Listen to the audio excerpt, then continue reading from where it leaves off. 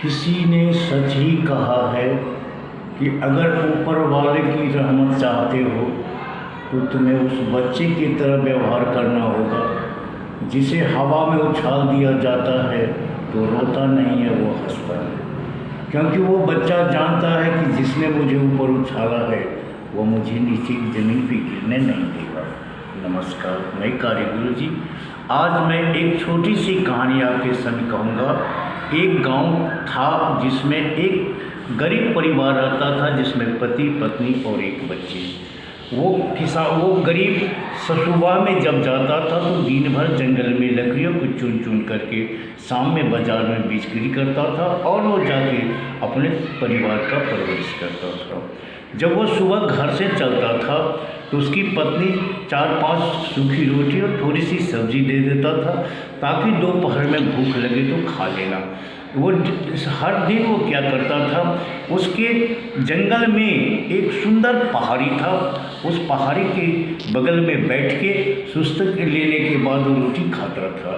एक दिन की बात है, जब उसने देखा पीछे जिस पहाड़ी से चिपक गया था, उसने देखा तो आश्चर्यचकित हुआ।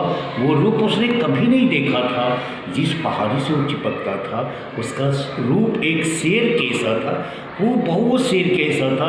वो तो पहले डर गया, फिर उसमें संभला क्योंकि ये तो पत्थर है, ये तो मुझे कुछ करेगा नहीं। जब उसने देखा उसके मुंह में खाने से पहले थोड़ी रोटी और सब्जी डाल देता था। ये प्रक्रिया चलती रही। कुछ समय के बाद जब वो रोटी और सब्जी डाल रहा था तो उस शेर के मुंह से आवाज़ आई कि धन्यवाद दोस्त, आज तक किसी ने मुझे पत्थर समझ के किसी ने प्रेम नहीं दिखलाया। तुम्हारे दिल में क्या बात है कि मैं पत्थर हूँ फिर भी तुमने मुझे रोटी से दिया, कितना हसीन प्रेम है।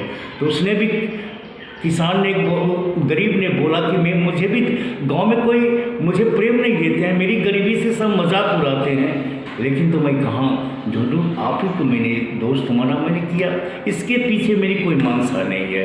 मैं तो गरीब आदमी हूँ, मैं रूखी सूखी खाता हूँ, बच्चे को परवरिश करता हूँ। तो उसने, शेर ने कहा कि अच्छा ठीक है, कल सुबह सूर्योदय से पहले आना, मैं तुम्हारी गरीबी दूर कर दूँगा।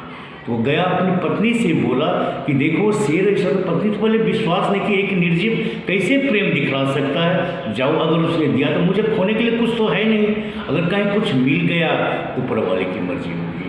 और वो जाके सुबह पहले, सूर्योदय से पहले जब वहाँ पहुँचा तो शेर ने पूछा कि दोस्त तुम आ गए। मैं अपना मुँह खोलता हूँ, मेरे पेट में सोना बहुत है और सूर्योदय से पहले तुम उससे जितना चाहो उतना सोना निकाल लेना, लेकिन ध्यान इस बात की रखना कि सूर्योदय से पहले ये काम खत्म होनी चाहिए। अगर सूर्योदय होगा तो तुम्हारा हाथ उसमें फंस जाएगा, इस बात को ध्यान रखना। और उसने मुंह खोल दिया और उसने थोड़ा सा ही सोना निकाला, कहा कि दोस्त अब तुम अपना मुंह बंद कर लो। तो उसने कहा कि भाई सूर्योदय कब तक देरी है, थोड़ा और निकालो। क्योंकि नहीं, इतना तो मैं जीवन में कभी देखा नहीं, मैं इतना को तो मैं संभाल नहीं पाऊंगा ज़्यादा, लेकिन मैं क्या करूँगा। नमस्कार दोस्त, इससे ज़्यादा नहीं। और वो घर गया, धीरे धीरे उसकी गरीबी दूर हो गई। गांव में एक चर्चा का विषय चला, वो शख्स एक ईमानदार है, मजदूरी करता है, इसके जीवन में इतना बड़ा परिवर्तन क्या है। कैसे हुआ, उस गांव में एक दबंग, उसने जाकर उसे धमकी दिया, बताओ तुमने ये चोरी किया था। मैंने चोरी नहीं किया, मैं किसी से नहीं किया, मेरे से ऐसी बात मुझसे मिला, अगर तुम भी ऐसा करो तो तुम्हें भी मिल सकता है। तो वो दबंग गया और उसने भी वो रोटी खिलाया। तो उसने, शेर ने कहा कि ठीक है, यही शर्त मेरी है, तुम्हें सुबह से पहले आना पड़ेगा और सूर्योदय से पहले ही तुम्हें हाथ बंद करना पड़ेगा।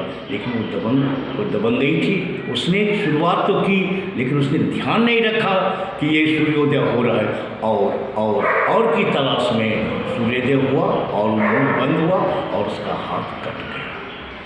कहानी तक छोटी सी है।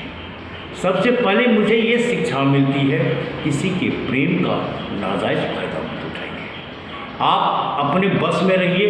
अगर वो गरीब आदमी जो था, अगर उसे लोभ होता वो भी करता, लेकिन नहीं, जितनी उसकी औकात थी उतना ही निकाला।